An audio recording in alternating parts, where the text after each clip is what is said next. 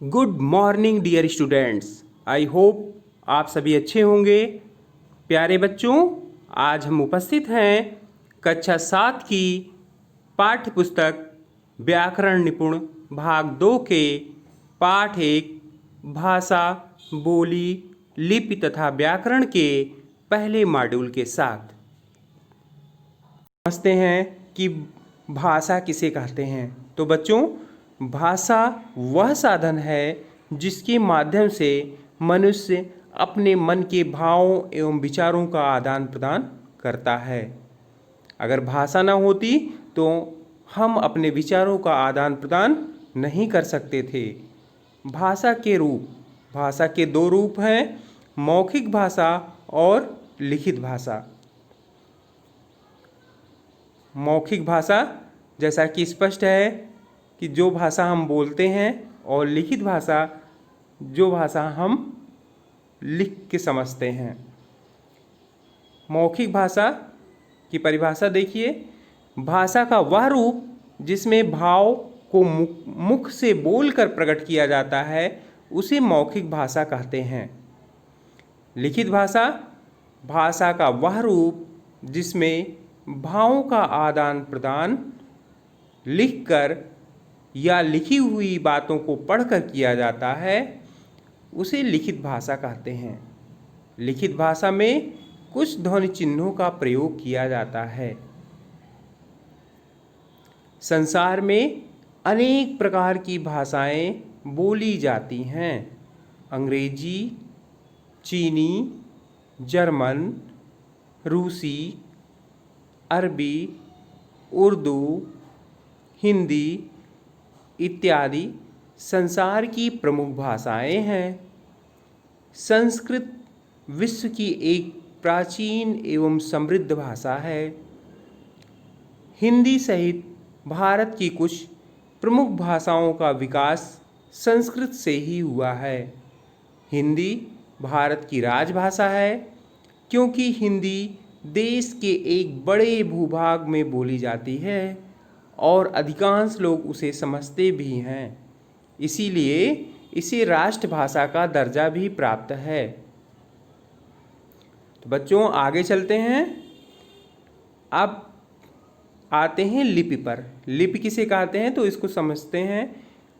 लिपि वर्णों को लिखने के लिए जिन चिन्हों का प्रयोग किया जाता है उन्हें लिपि कहते हैं। यहाँ देखिए कुछ भाषाएं और उनकी लिपियाँ दी गई हैं। जैसे हिंदी देवनागरी लिपि है, संस्कृत की भी देवनागरी लिपि है, अंग्रेजी, रोमन, उर्दू, फारसी और पंजाबी की लिपि गुरुमुखी है। तो बच्चों, ये भाषा और उनकी लिपियों को आप लोग ध्यान से याद कर लीजिएगा। फिर आगे देखते हैं। बोली भाषा के क्षेत्रीय रूप को बोली कहते हैं। बोली क्षेत्र विशेष में ही बोली जाती है। इसमें साहित्य की रचनाएं यदा कदा ही होती हैं, परंतु इसका प्रयोग सरकारी कामकाज के रूप में नहीं किया जाता। स्थानीय जनता में यह लोकप्रिय भी होती है। हमारे आसपास कई बोलियां बोली जाती हैं, जैसे बुंदेली, भोजपुरी, राजस्थानी, कन्नौजी, हरियाणवी, मगधी आदि बोलियां हैं।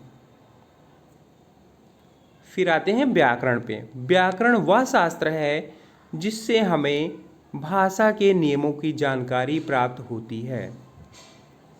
व्याकरण के बच्चों 3 भेद होते हैं: वर्ण विचार, शब्द विचार और वाक्य विचार। ये 3 व्याकरण के भेद हैं। तो बच्चों, आज के पाठ में इतना ही। अब कुछ बहुविकल्पीय प्रश्नों के माध्यम से आपका मूल्यांकन किया जाएगा। आपका पहला प्रश्न है, भाषा का वह रूप जिसमें विचारों का आदान प्रदान लिख कर किया जाता है उसे कहते हैं। आपके विकल्प हैं का लिखित भाषा, खा मौखिक भाषा, गा सांकेतिक भाषा, घा उपरोक्त सभी। सोचिए बच्चों। Very good. आपका सही विकल्प है विकल्प का लिखित भाषा। आपका दूसरा प्रश्न है, हिंदी भाषा की लिपि है? आपके विकल्प हैं का रोमन, खा फारसी, गा देवनागरी, घा इनमें से कोई नहीं। जी हाँ बच्चों, सोचिए। वेरी गुड, आपका अनुमान बिल्कुल सही है। हिंदी भाषा की लिपि है देवनागरी, अतः आपका विकल्प गा सही है। आपका तीसरा प्रश्न है बच्चों, बुंदेली और भोजपुरी क्या हैं? आपके विकल्प हैं का भाषाएं, खा लिपियाँ, गा बोलियाँ, घा इनमें से कोई नहीं। जी हाँ बच्चों, सोचिए, अनुमान लगाइए। बहुत अच्छे, आपका अनुमान बिल्कुल ठीक है। आपका सही विकल्प है विकल्प गा बोलियाँ। आपका चौथा प्रश्न है, व्याकरण के कितने भेद होते हैं? आपके ऑप्शन है का 1, खा 2, गा 4, घा 3। सोचिए बच्चों, अनुमान लगाइए। और आपका विकल्प जो है, सही विकल्प है आपका विकल्प घा 3। व्याकरण के 3 भेद होते हैं। तो बच्चों, ये तो थे बहुविकल्पीय प्रश्न। आप लघुत्तरीय प्रश्न दिए जाएंगे जिनका उत्तर आपको 2 से 3 पंक्तियों में देने हैं। आपका पहला प्रश्न है, भाषा की परिभाषा स्पष्ट करते हुए इसके भेदों का वर्गीकरण कीजिए।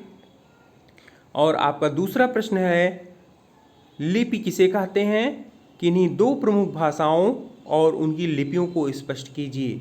तो बच्चों, ये तो थे आपके लघुत्तरीय प्रश्न जिनका उत्तर आपको 2 से 3 पंक्तियों में लिखने हैं। आज के वीडियो में बस इतना ही। स्वस्थ रहिए, सुरक्षित रहिए। मिलते हैं कल एक नए वीडियो के साथ। तब तक के लिए धन्यवाद।